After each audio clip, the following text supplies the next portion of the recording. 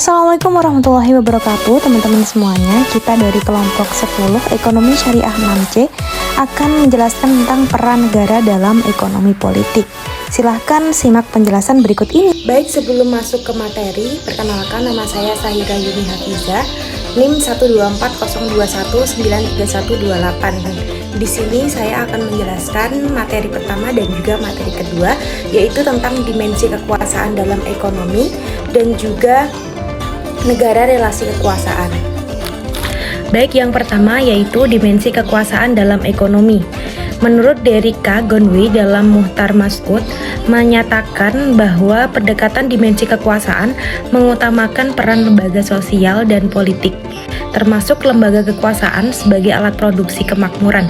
Sedangkan di sisi lain, menurut Keynes memandang memang perlu adanya peran pemerintah, antara lain dalam bentuk kebijakan anggaran untuk mengatasi pengangguran, sekaligus meningkatkan daya beli dan mendorong adanya kegiatan bisnis. Teori Keynesian. Dan yang kedua yaitu negara relasi kekuasaan. Apa sih kekuasaan itu? Jadi kekuasaan adalah penggunaan sejumlah sumber daya atau aset kemampuan untuk memperoleh kepatuhan dari orang lain. Kekuasaan pada dasarnya adalah relasi. Lembaga kekuasaan formal terbesar dalam entitas bangsa adalah negara. Dengan demikian, negara mempunyai sumber daya utama yang tidak memiliki otoritas, yaitu kekuatan legalitas dan legitimasi, yaitu hak untuk memaksa. Jadi negara relasi kekuasaan terdiri dari sumber kekuasaan dan pembagian kekuasaan antara lain. Yang pertama yaitu sumber kekuasaan. Sumber kekuasaan ini yang pertama yaitu sumber kekuasaan kedudukan. Sumber kekuasaan kedudukan ini terbagi menjadi beberapa, yaitu kekuasaan formal atas legal, kendali atas hukuman, kendali atas hukuman berupa ganjaran, dan juga kendali atas informasi dan kendali ekologis. Yang kedua yaitu sumber kekuasaan kepribadian, itu terbagi menjadi tiga, yaitu keahlian dan keterampilan, persahabatan atau kesetiaan, dan yang ketiga yaitu karisma. Dan yang selanjutnya yaitu sumber kekuasaan politik. Sumber kekuasaan politik ini dibagi menjadi beberapa, yaitu kendali proses pembuatan keputusan, koalisi, partisipasi, dan institusionalisasi. Dan yang selanjutnya yaitu pembagian kekuasaan. Pembagian kekuasaan ini terbagi menjadi beberapa, yaitu kekuasaan balas jasa, kekuasaan paksaan, kekuasaan sah, kekuasaan pengendalian informasi, kekuasaan panutan, kekuasaan ahli, dan menurut jenisnya kekuasaan dibagi menjadi dua, yaitu kekuasaan posisi dan juga kekuasaan pribadi. Untuk materi yang selanjutnya akan dibahas oleh teman saya. Baik, sebelumnya perkenalkan, nama saya Muhammad Khalil Ridwan dengan akhiran NIM 105. Di sini saya akan sedikit memaparkan mengenai beberapa poin tentang peran negara dalam ekonomi politik. Untuk poin yang pertama yaitu mengenai pengaruh ekonomi terhadap kekuasaan politik.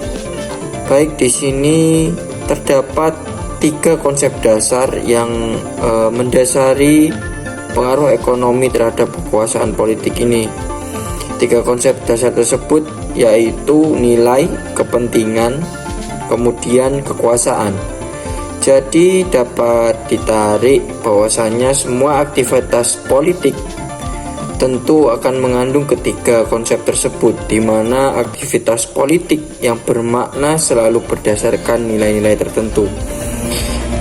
Nilai-nilainya yaitu bisa berupa kemampuan relasional. Apa itu kemampuan relasional? Kemampuan relasional ya merupakan kemampuan mengorganisasikan sumber daya, di mana fungsinya untuk mempengaruhi pikiran dan tindakan orang lain, di mana juga ini terdapat kekuasaan struktural di dalamnya, yaitu kekuasaan yang memiliki kemampuan untuk membentuk dan menentukan struktur termasuk kekuasaan struktural itu sendiri yang dilakukan melalui berbagai regulasi yang tentunya mempengaruhi jalannya aktivitas ekonomi. Kemudian nilai yang lain yaitu nilai inti daripada pembahasan ini, yaitu nilai mengenai peran negara. Negara tentu wajib mengambil kendali dalam redistribusi pendapatan, di mana dengan penetapan pajak, penyediaan berbagai fasilitas jaminan sosial lain, keterlibatan negara dalam pengadaan beberapa jenis barang dan jasa ini merupakan sebuah bentuk keterlibatan yang ketiganya dari negara terhadap aktivitas ekonomi. Jadi negara ini memang harus bertanggung jawab atas penyediaan komunitas publik. Jadi kesimpulan yang dapat diambil daripada pengaruh mengenai poin pengaruh ekonomi terhadap kekuasaan politik ini, ekonomi itu tentunya sangat berkaitan akan kekuasaan politik itu sendiri. Kemudian untuk poin selanjutnya yaitu mengenai negara, ulangan kemiskinan negara menggunakan strategi atau yang tertulis dalam PowerPoint yaitu strategi penanggulangan kemiskinan. Di sini terdapat 4 strategi yang sudah tertulis dalam PowerPoint, di mana strategi yang pertama yaitu mengenai strategi kedaruratan. Ini contohnya misalnya dapat berwujud bantuan uang, bantuan barang, kemudian terdapat juga bantuan tenaga bagi korban bencana alam, dan masih banyak bantuan berupa wujud yang lainnya. Kemudian ada strategi yang kedua yaitu strategi kesementaraan atau residual, di mana misalnya ini berwujud akan bantuan stimulan untuk usaha-usaha ekonomis produktif. Strategi ini dalam realisasinya dapat kita lihat dalam beberapa tahun terakhir ini yang berkaitan akan ekonomi, kebangkitan ekonomi berupa UMKM. Di situ bantuan stimulan ini sangat terlihat. Kemudian strategi yang selanjutnya yaitu strategi pemberdayaan. Wujudnya dapat berupa program pelatihan, kemudian pembinaan keluarga muda mandiri, pembinaan partisipasi sosial masyarakat, dan masih banyak yang lainnya.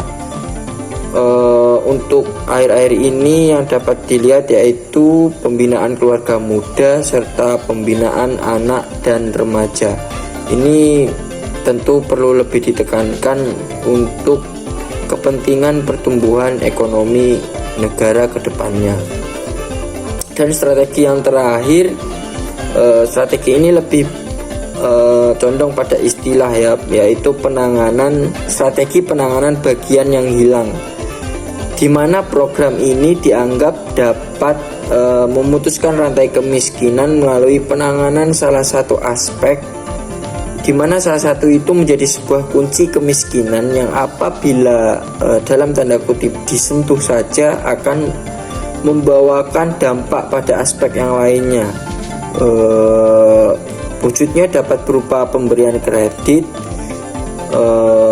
dan yang pada umumnya saat ini yaitu program bantuan kelompok usaha tertentu. Mungkin itu yang dapat saya sampaikan, kurang lebihnya mohon maaf. Selanjutnya akan dijelaskan oleh rekan saya. Terima kasih. Subbab E, contoh kebijakan sosial. 1. Kebijakan ekonomi Indonesia. Peran penting pemerintah secara langsung dan tidak langsung dalam kehidupan ekonomi ditujukan untuk menghindari timbulnya eksternalitas, khususnya dampak sampingan bagi lingkungan alam dan sosial. 2. Intervensi pemerintah dalam perekonomian. Yang pertama, intervensi pemerintah secara langsung, yaitu kebijakan pemerintah mengenai penetapan harga minimum atau floor price dan harga maksimum atau selling price. 2. Intervensi pemerintah secara tidak langsung, yaitu melalui penetapan pajak dan pemberian subsidi. Ketiga, yaitu masalah yang dihadapi pemerintah dalam bidang ekonomi. Adapun masalah yang dihadapi pemerintah dalam bidang ekonomi adalah sebagai berikut. Pertama, masalah pengangguran dan keterbatasan kesempatan kerja. Pengangguran merupakan suatu kondisi kurang produktif atau pasif sehingga kurang mampu menghasilkan sesuatu. Adapun keterbatasan kesempatan kerja merupakan keadaan kekurangan peluang untuk mendapatkan pekerjaan karena tidak dapat masuk dalam kuota atau pekerjaan yang tersedia. 2. Masalah kekurangan modal. Kekurangan modal tidak hanya menghambat kecepatan pembangunan ekonomi, tetapi dapat menyebabkan kesulitan suatu negara untuk melepas dari kemiskinan. 3. Masalah pemerataan pendapatan. Pemerataan pendapatan bertujuan untuk meningkatkan keadaan masyarakat. Pemerataan pendapatan merupakan upaya untuk membantu masyarakat yang ekonominya rendah supaya tidak jauh terpojok dan menghindari gap atau batas antara yang kaya dan yang miskin. 4. Yaitu masalah inflasi. Inflasi atau kenaikan harga umum secara terus-menerus dianggap berbahaya karena dapat menyebabkan dampak negatif seperti menurunkan tingkat kesejahteraan rakyat, memburuknya distribusi pendapatan, dan mengganggu stabilitas ekonomi. Jadi itu saja teman-teman penjelasan dari kita, yaitu tentang peran negara dalam ekonomi politik. Semoga ilmu yang kita dapat bisa bermanfaat bagi kita semuanya. Terima kasih teman-teman semuanya. Kami dari kelompok 10 pamit undur diri. Wassalamualaikum warahmatullahi wabarakatuh.